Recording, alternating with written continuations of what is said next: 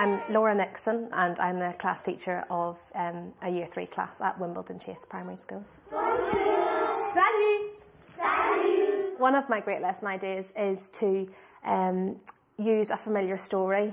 For example, in the lesson that I'll do today, it's Le Petit Chaperon Rouge, which is Little Red Riding Hood, and it's to use a familiar story that the children know fairly well in English anyway, to show them French in written form and to learn French sounds and vocabulary. The aim of the lesson today is basically to get the children confident using quite challenging phrases, you know, for the age that they are.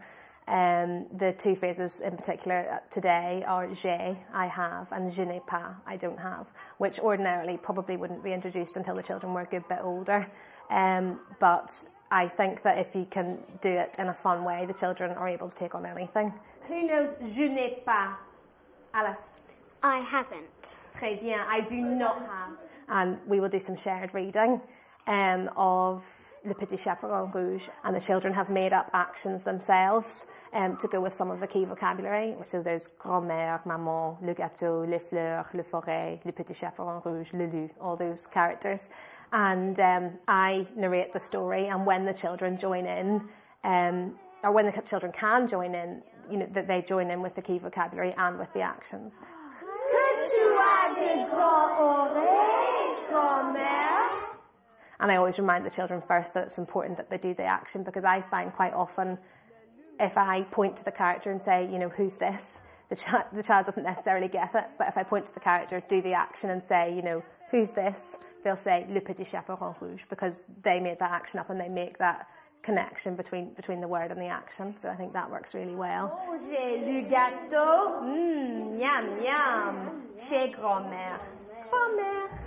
Très bien. Give yourselves a clap. That was really impressive. I find it also it's getting the children used to looking at written French, because at this stage I rarely ask them to write or spell French, because it just doesn't make sense at this stage when they're still, you know, learning to spell English. After I do that, the shared reading, I have this idea that I use, it's a washing line technique. So I get two children up holding a washing line, which is essentially a piece of string, and I clip the new word. Sometimes it's vocabulary, sometimes it's key phrases, as it will be today, and I clip them along the washing line.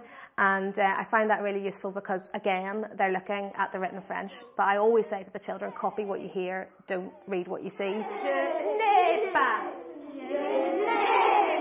Très bien, je n'ai pas. So they're looking at it and they're saying it, and it feels for them like they're reading it, but actually, you know, they're pronouncing it correctly and they're looking along the washing line, and it just makes it, honestly, it just makes it a bit different to looking at the whiteboard every single day. And I also find it quite good that I can take bits off the washing line and get them, you know, doing it from memory. Who can remember the other one now? Chiara. J'ai. J'ai le petit chaperon rouge. J'ai le petit chaperon rouge. Très bien. And today, because the key phrases that I'm using are j'ai and je n'ai pas, and they know that I want them to say I have or I have not got Little Red Riding Hood. So instead of having in words Le Petit Chaperon Rouge along it as well, I just use a little picture of her, because otherwise it just gets to the point of overload, and the thing that I wanted them to learn were those key phrases, and then the picture kind of rounds it off and makes it seem a little bit more accessible to them, I think.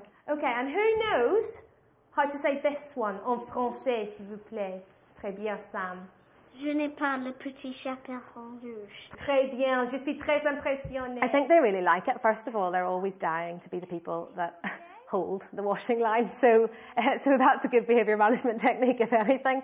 But I think they really enjoy it, and it's like a memory pairs game, you know, that they would be used to playing. You know, you can take things off the washing line, or you can clip them on, and I think, you know, simply like aesthetically, it's just something different for them, and it's, you know, it's something that I only ever use in French, and it's something then that they associate with, you know, learning a new phrase or a new piece of vocabulary.